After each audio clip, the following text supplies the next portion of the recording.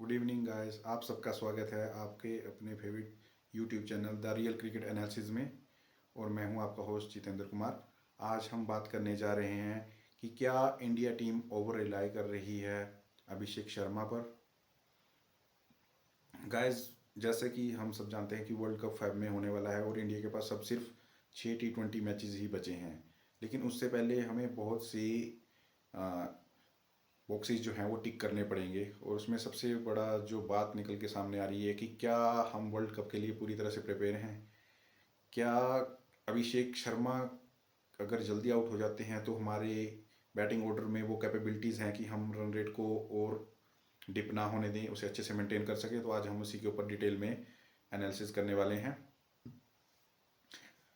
Guys, जैसे कि हाल की सीरीज़ में हमने देखा है कि जब भी अभिषेक शर्मा ने इंडिया को अच्छा स्टार्ट दिया है तो इंडिया की रन रेट बहुत ही अच्छी रहती है। वो जनरली 5 से 6 ओवरों में इंडिया को 60+ का स्कोर बना कर देते हैं। अगर वो आउट ना हो तो 60+ स्कोर इंडिया मोस्टली होता है। लेकिन उनके आउट होने के बावजूद जो है इंडिया टीम की रन रेट पे डिप आ जाता है। तो वो डिप क्यों आता है, उसे कैसे इम्प्रूव कर सकते हैं, इसी के ऊपर आज हम बात करने वाले हैं। इसका सबसे बड़ा रीज़न है दूसरे एंड पे शुभमन गिल का स्ट्रगल करना। शुभमन गिल जो कि पिछली 3-4 सीरीज में हम देख रहे हैं लगातार स्ट्रगल कर रहे हैं।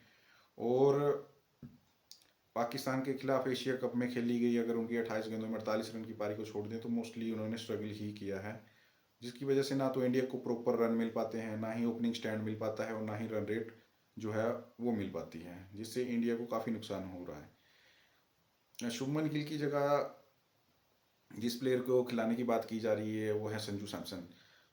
गाइस, जैसे कि हमने एशिया कप से देखते आ रहे हैं, संजू सैमसन को एशिया कप में मिडिल ओवर और मिडिल ऑर्डर और लोअर डाउन मिडिल ऑर्डर की बैटिंग मिली। लेकिन वहाँ पे वो सिंगल लेने में स्ट्रगल करते रहे और लोअर डाउन दी ऑर्डर वो फिनिशियर का रोल नहीं निभा पाए। जहाँ तक बात की जाए Sanju Samson as a opener की, तो संजू सैमसन ने एज ए ओपनर अच्छी परफॉर्म किया। लेकिन अगर हम साउथ अफ्रीका के टूर को छोड़ दें तो Sanju Samson as a opener भी स्ट्रगल किए, मोस्टली स्ट्रगल किया है। जोफ्रा आर्चर ने उन्हें 5 में से 4 बार शॉर्ट गेंदों पे आउट किया था। वो सीरीज इंडिया और इंग्लैंड की आपको याद ही होगी। तो संजू सैमसन भी ओपनिंग स्लॉट के लिए अप्रोप्रिएट चॉइस जो है वो नहीं लग रहे हैं। तो इनकी जगह अगर हम बात की करें तो सबसे पहले जो ओपनिंग स्लॉट के लिए सबसे बेस्ट बैट्समैन थे वो थे यशस्वी जायसवाल।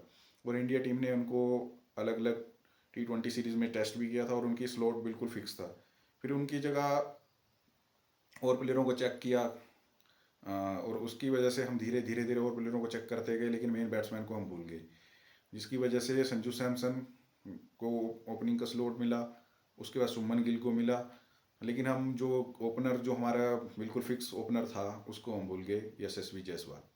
तो गाइस, जहाँ तक यशस्वी जायसवाल की बात की जाए तो उनके ओवरऑल कैरियर का स्ट्राइक रेट 163 164 है और उनकी बैटिंग एवरेज में 36 37 के बीच में है। तो एक ऐसा बैट्समैन जिसका स्ट्राइक रेट भी बहुत अच्छा हो जो और उसकी एवरेज भी बहुत अच्छी हो, हम ऐसे प्लेयर को बाहर बिठा रहे हैं सिर्फ और सिर्फ फेवरेटिज्म की वजह से। कि वर्ल्ड कप की बात की जाए तो हम सबका एक ही मोटिव होना चाहिए, इंडिया फर्स्ट और इंडिया वर्ल्ड कप जीते। उसके लिए जो भी अप्रोप्रिएट डिसीजन इंडिया को लेने चाहिए हमारी क्रिकेट टीम को जीतने के लिए, सिलेक्टर्स और कोच को उसके ऊपर फोकस करना चाहिए, ना कि किसी फेवरेटिज्म के ऊपर किसी प्लेयर को अच्छे प्लेयर की जगह जो है वो दूसरे प्लेयर को खिलाना चाहिए। यशस्वी जायसवाल ने अपने आप को प्रूव किया है। और आप सोचिए कि एक तरफ से एक एंड से अभिषेक शर्मा खेल रहे हैं और दूसरे एंड से जो है यशस्वी जायसवाल खेल रहे हैं, तो इंडिया की जो पावर प्ले में रन हो सकते हैं वो 70 80 रन तक भी जा सकता है। जबकि जहां हम डोमिनेट कर सकते हैं, जबकि इस वक्त जिस हिसाब से हमारी ओपनिंग बैटिंग चल रही है उसमें हम उल्टा डोमिनेट हो रहे हैं।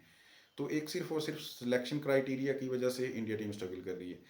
और दूसरा जो डिसीजन जो इंडिया की रन रेट को इम्पैक्ट कर रहा है वो है फ्लोटर्स का यूज़ करना है। गाइस, जैसा कि आपने देखा होगा कि पिछली कई सीरीज़ में हमें जो है वो बैट्समैनों की प्रॉपर पोजीशन पे बैटिंग ऑर्डर जो है वो नहीं देखने को मिल रहा है। कभी भी किसी बैट्समैन का बैटिंग ऑर्डर फिक्स नहीं है, किसी को भी ऊपर नीचे भेज दिया जाता है। और खासकर अक्षर पटेल एज ए फ्लोटर्स बुरी तरह से फ्लॉप रहे हैं। अक्षर पटेल को आपने अक्सर जो है क्वालिटी पेस बॉलिंग के अगेंस्ट स्ट्रगल करते हुए देखा होगा, और मिडिल ओवर में भी उनसे सिंगल चाहे स्पिन हो चाहे पेस हो लेने में दिक्कत आती है उनको, और 3-4 ओवर में एक बड़ी हिट आके वो रन बॉल वाली बात आती है। तो वो एज ए फ्लोटर इंडिया के लिए अभी तक जो है वो स्ट्रगल ही किए हैं, और फ्लोटर्स ने कोई भी मैच इंडिया को जिता कर नहीं दिया है। गाइस वर्ल्ड में कोई भी टीम, जैसा कि आप देख रहे होंगे कि आज के टाइम में कोई भी टीम फ्लोटर्स यूज़ नहीं कर रही है, बहुत ही रेयर होता है, और वो फ्लोटर्स जो है मैच जिता के चले जाए ऐसा बड़ा रेयर है। अक्षर पटेल जो कि इंडिया टीम के 8वें नंबर के बैट्समैन एज ए हम खिलाते हैं, लेकिन उनको मोस्टली जो बैटिंग पोजीशन मिलती है वो नंबर 3, 4, 5, 6 पे ही मिलती है, जिसकी वजह से जो हमारे फिनिशर हैं, अच्छे बैट्समैन हैं, उनको जो है चांसेस कम मिलते हैं, उनको गेम में उनको खेलने के लिए गेंदें कम मिलती हैं। आप देखिए हार्दिक पांड्या हैं, शिवम दुबे हैं या जितेश शर्मा हैं, तो उनको जो फिनिशिंग के लिए लास्ट बैट्समैन 7-8 गेंदे 8-10 गेंदे मिल रही हैं, अगर उनको प्रॉपर वही गेंदे 20-25 मिले तो वो 50+ रन बना सकते हैं, जिससे कि इंडिया टीम को कम से कम 15 से 20 रन का लॉस हो रहा है। तो Akshay Kumar as a floater struggle कर रहे हैं, और इससे ये होता है कि हमारे जो प्रॉपर बैट्समैन हैं उनको भी गेंदें कम मिलती हैं। बाकी जो एक और फैक्टर है, नंबर 4 पोजीशन पे हमारे कैप्टन सूर्य कुमार यादव, वो मोस्टली इस साल स्ट्रगल कर रहे हैं, हालांकि बड़े रन नहीं बना पा रहे हैं।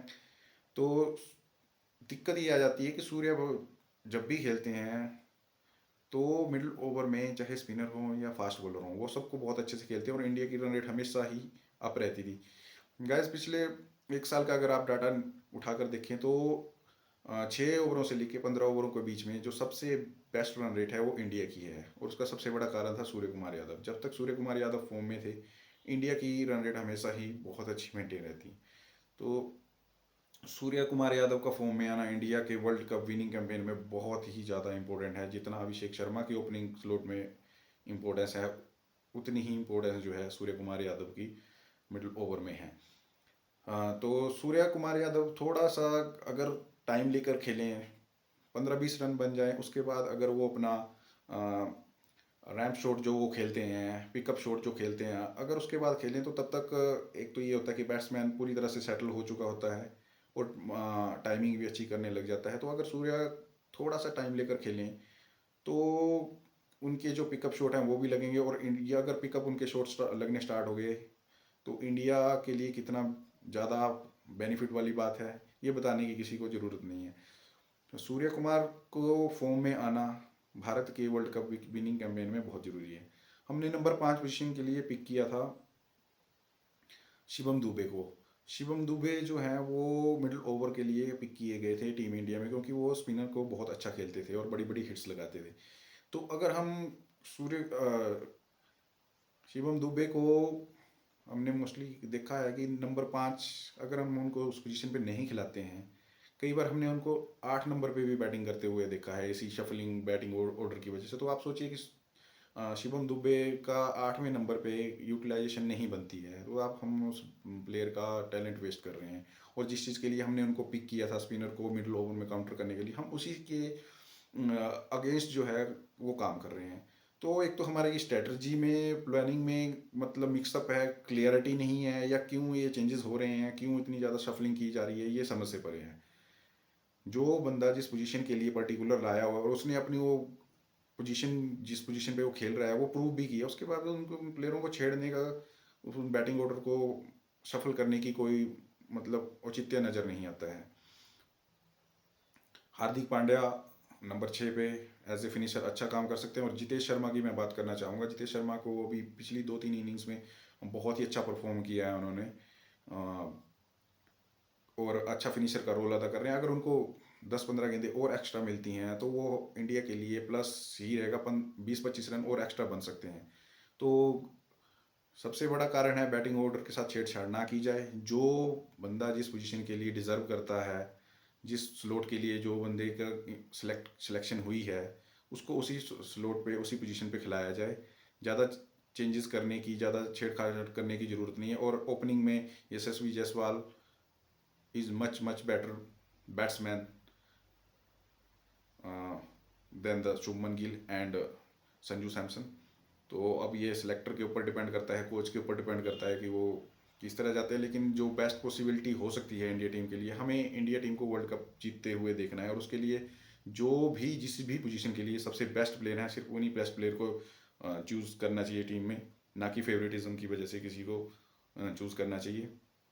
तो गाइज ये था मेरा एनालिसिस इसके ऊपर।